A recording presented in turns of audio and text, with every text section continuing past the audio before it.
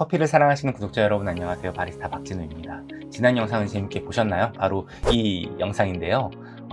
커피 추출 과정에서 일어날 수 있는 바이패스라는 일종의 현상에 대해서 말씀드렸었죠. 거기에 한 구독자분이 질문 댓글을 달아주셨어요. 너무 감사드립니다. 크리에이터가 컨텐츠를 이어나가려면 혼자만의 힘으로는 한계가 있더라고요. 여러분이 관심을 표현해 주시고 또 저는 영상으로 답해드리고 이렇게 주거니 받거니 하면서 저도 그리고 여러분들도 더 성장할 수 있는 계기가 되는 것 아니겠습니까?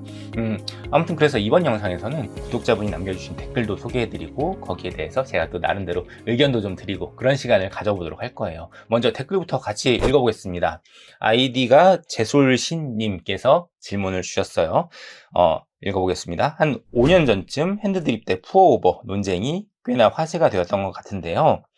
전자저울을 갖춘 가게들도 생기고 명칭이 어찌되었건 콸콸콸 붙는 방법에 대해 어찌 생각하시는지 궁금합니다. 이렇게 남겨주셨어요. 네, 맞아요. 아마도 꽤 오랜 시간 커피에 관심을 갖고 즐겨오신 분이 아닐까 짐작이 되는데 저도 기억나요. 이게 핸드드립이냐 푸어오버냐부터 시작해서 차이가 뭐냐 아니면 핸드드립이 낫냐 푸어오버가 낫냐 이런 것까지 좀 커뮤니티 중심으로 얘기가 좀 있었던 것 같아요.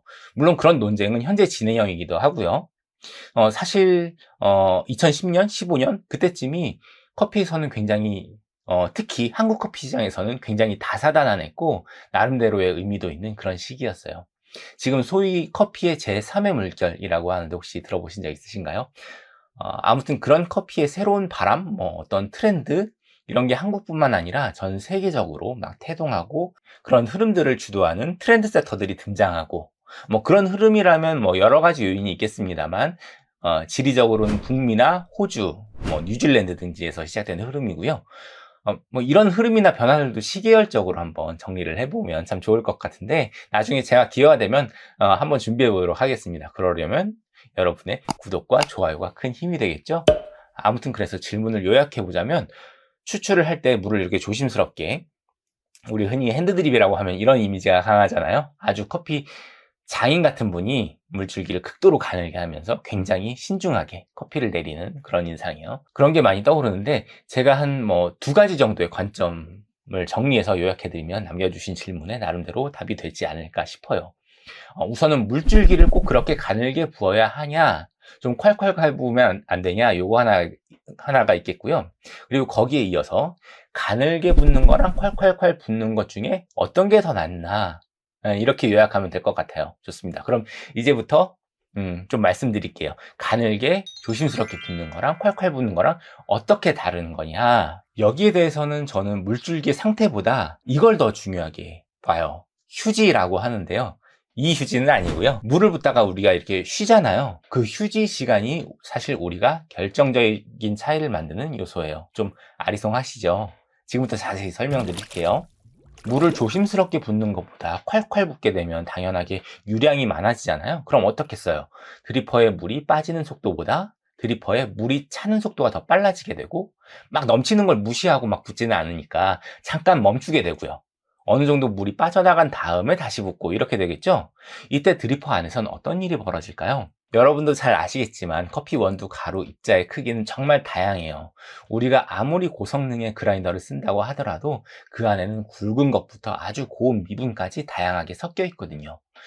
에스프레소보다 상대적으로 입도가 굵은 푸어오버 브루잉이라면 그 격차는 더 크죠. 그리고 원두라는 게 겉부터 속까지 단일한 조직이 아니기 때문에 원두를 갈게 되면 어떤 입자는 비교적 밀도가 높고 어떤 건 밀도에 비해 부피가 좀 크고 그래요. 그럼 어떤 차이가 생기겠어요? 맞아요. 서로 비중이 다르겠죠? 큰 배가 물에 뜨거나 작은 돌멩이라도 물에 가라앉는 것처럼 비중은 부력에 관여하고요. 다시 말해 어떤 입자는 쉽게 부력의 영향을 받아 천천히 가라앉을 것이고 어떤 입자는 비중이 높아 빠르게 가라앉을 테니까 시간이 지날수록 상대적으로 크기가 크고 밀도가 낮은 입자들은 위쪽으로, 크기가 작고 밀도가 높은 미분들은 아래쪽으로 가라앉는 식으로 도열하겠죠. 그러면 아래쪽에 가라앉은 미분들이 필터에 구멍을 막아서 물 빠짐이 원활하지 않게 될 수가 있어요. 자, 정리해 보겠습니다. 원두 입자 위에 추출수를 붓겠습니다. 콸콸 붓는다면 붓는 과정에서 생기는 수압으로 드리퍼 안에서는 유체가 만드는 복잡하고 불규칙한 흐름, 즉 와류가 발생하겠죠. 그리고 물은 금방 드리퍼를 가득 채울 거고요. 그러면 물을 붓는 행위를 멈추고 물이 어느 정도 빠지기를 기다릴 겁니다. 그럼 와류는 멈추고 드리퍼 안쪽은 잔잔한 상태가 되겠죠. 그 사이 원두 입자들은 가라앉겠죠. 그런데 어떻습니까? 입자 간에는 서로 비중 차이가 있다고 했죠. 비중이 높은 원두는 아래쪽에, 비중이 낮은 입자는 위쪽에, 이렇게 비중 차이에 따라 도열하게 됩니다. 아래쪽에 깔린 입도가 고운 입자들은 입자 사이사이의 공간도 작고, 그리고 이런 것들은 필터의 기공 사이사이에 끼어서 투과율을 떨어뜨리겠죠. 이런 상황이라면 원활한 추출이라고 할 수 없을 거예요. 그리고 부차적으로 물을 콸콸 부는 과정에서 지난번에 말씀드린 바이패스가 일어날 수 있는 여지도 늘어날 거고요. 이런 현상은 물을 붓는 과정에서 수압이 강할수록, 그리고 물을 붓지 않고 기다리는 휴지 시간이 길수록 극적으로 일어나게 돼요. 여기까지 설명드리면 여러분들은 와, 정말 물을 콸콸 부으면 안 되겠구나, 큰일 나겠구나 하실지도 모르겠는데, 사실 이런 건 거의 전기포트나 정수기에서 바로 물을 붓는 정도에서 일어나는 극단적인 예예요. 일반적으로 필터 위쪽에 물을 부어서 커피를 추출하는 푸어오버 방식으로 커피를 내린다고 하면 이런 극단적인 상황은 잘 만들어지지 않겠죠. 적정한 방식으로 추출할 수 없는 열악한 상황, 가령 야외로 캠핑을 가셨다거나 적절한 추출 도구가 없는 상황을 제외하면은요. 그럼 가늘게 부으면 좋은가, 여기에 대해서도 얘기를 해볼게요. 물줄기를 가늘게 해서 조심스럽게 붓는다면 방금 말씀드린 입자의 도열, 입자가 비중에 따라서 다시 쌓이는 입자의 도열은 지연시킬 수 있을 거예요. 그렇다면 추출 시작부터 끝까지 원활하게 추출할 수는 있겠죠. 그럼 다시 콸콸 부으면 입자의 도열을 막을 수 없는가, 필연적인가? 여기에 대해서도 또 말을 해보자면 그런 건 또 아니에요. 아까도 말씀드렸지만 입자가 비중에 따라서, 크기에 따라서 도열하는 이유는 콸콸 부었기 때문이 아니라 직접적인 원인은 휴지에 있어요. 물 붓기를 멈추고 쉬는 동안 일어난단 말이죠. 그럼 이 휴지 시간을 줄이거나 없애면, 바꿔 말해 계속해서 와류를 만들어주면 제가 앞서서 말씀드린 물을 콸콸 부으면서 일어날 수 있는 문제는 극복할 수 있겠네요. 그쵸? 이런 시도는 이미 일어나고 있어요. 여러분 혹시 추출 방식 중에 물을 붓고 나무 스틱 같은 걸로 이렇게 저어주는 그런 추출 혹시 보신 적 있으신가요? 이런 것도 소위 말하는 커피 제3의 물결 시기부터 유입된 흐름의 한 줄기이긴 한데 대표적인 예예요. 드리퍼 안쪽을 저어주면서 와류를 만들어서 추출 효율을 좋게 하면서 동시에 미분이 가라앉아 필터를 막아버릴 여지를 없애는 거죠. 그리고 최근에 커피씨는 이 와류에 주목하기 시작했어요. 어느 정도 이상의 수압으로 와류를 만들어줘서 커피 성분들이 더 잘 빠져나올 수 있게 하자는 의도인 거죠. 이건 다시 기존의 방법, 물줄기를 가늘게 하는 방법에 대한 회의론으로 이어져요. 어느 정도야 효용이 있겠지만 이렇게 극단적으로 물줄기를 가늘게 하는 게 어떤 효과가 있을까 하는 그런 거죠. 제가 여러 가지를 말씀드렸는데 이 영상을 보고 계신 여러분들 궁금증이 풀리셨나 모르겠어요. 아마 아직 원하는 대답이 나오지 않아서 답답하고 조금 부족할 거라고 생각이 되는데요. 당연한 겁니다. 제가 아직 중요한 걸 말씀드리지 않았거든요.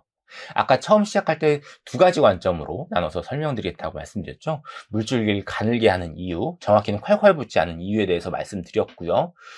그 다음 내용에 대해서 말씀드릴 텐데요. 우리가 사실 이런 종류의 질문을 통해서 자주 접하게 되는 대답은 이거죠. 그래서 어떤 게 좋아?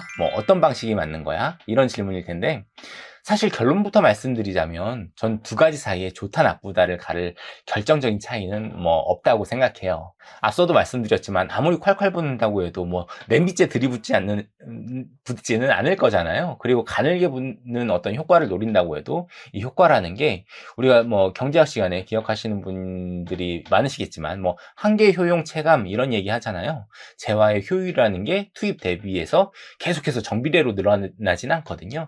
아주 극단적으로 물줄기를 가늘게 하면 가늘게 하는 족족 어떤 효과가 나타나는 게 아니고 그런 게 아니란 말이죠. 어느 수준 이상의 극단은 무의미하거나 아니면 오히려 역효과가 날 수도 있는 거죠. 여기까지는 보통 쉽게 다다를 수 있는 논증의 흐름이죠. 그런데 진짜 중요한 건 이 다음이에요.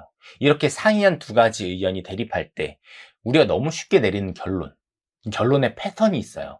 가령 이런 거예요. 그래서 취향대로 선택하면 돼. 이런 거요. 자기가 좋은 대로 하는 거지. 혹은 자기한테 맞는 방법을 찾아야 돼. 이런 식인 거죠.